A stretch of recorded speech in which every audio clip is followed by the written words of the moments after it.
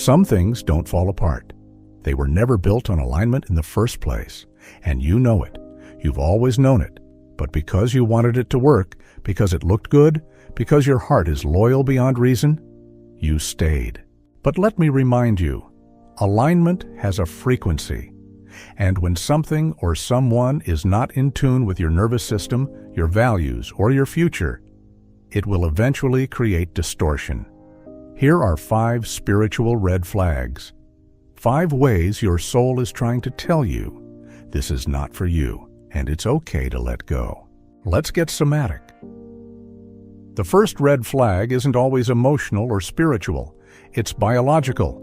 Your body will register dissonance before your brain forms language around it. Does your breath shallow around this person or situation? Does your nervous system feel constantly on guard? Do you go into fix-it mode the moment things feel uncertain? You may call it love, but if your system feels unsafe, that's trauma, not chemistry. You may call it passion, but if it leaves you depleted, that's adrenaline addiction, not alignment. Spiritual misalignment shows up in physical form. Tight throat, knotted stomach, the sudden urge to explain yourself or disappear. Those are survival codes trying to protect you. The more regulated you become, the more intolerable misalignment feels. It's a good thing. The truth is making its way to the surface. If you have to edit yourself to make something fit, it's not for you. Period. A relationship, a job, a spiritual practice, or a friendship, anything that requires you to abandon yourself is an instant red flag. I am not saying you shouldn't evolve or grow, or never be challenged, but you can feel the difference between evolving into your highest self and distorting yourself to maintain something that feels wrong. You know the difference. Growth is uncomfortable, yes, but it expands you. It challenges you in a way that feels right, like stretching tight muscles that need to be used. Force, on the other hand, contracts you. It makes you smaller, more exhausted, and more disconnected from yourself. Your soul wasn't built for cages, and what's for you will never ask you to betray yourself to keep it. There's a difference between patience and willful blindness. And when things aren't meant for us, we don't need more signs. We've already seen them. We just don't like what they're saying. The roadblocks, the miscommunications, the gut feeling that won't settle. The way everything seems to take 10 times more effort than it should. But instead of trusting that things falling apart is also divine intervention, we bargain.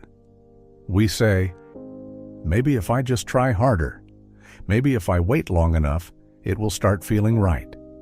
If you have to beg the universe to confirm something is for you, it probably isn't.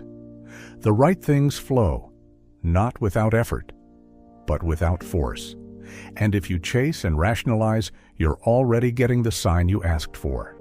When something is meant for you, it may challenge you, but it will not confuse your spirit.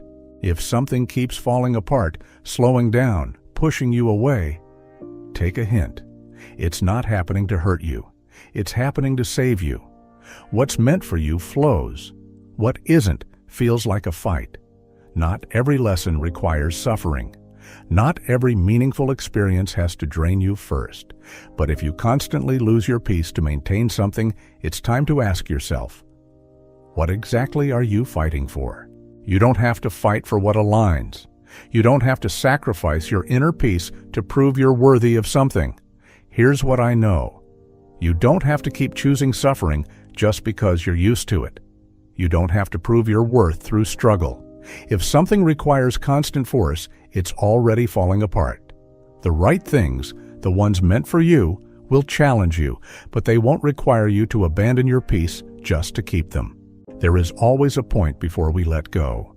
A terrifying moment where we already know something isn't right, but we haven't yet built up the courage to say it out loud. We feel it in our bodies, in the way we avoid thinking about it too much because we know what we'll hear if we get quiet enough. And the hardest part isn't knowing, but admitting that the thing we wanted so badly isn't aligned with us.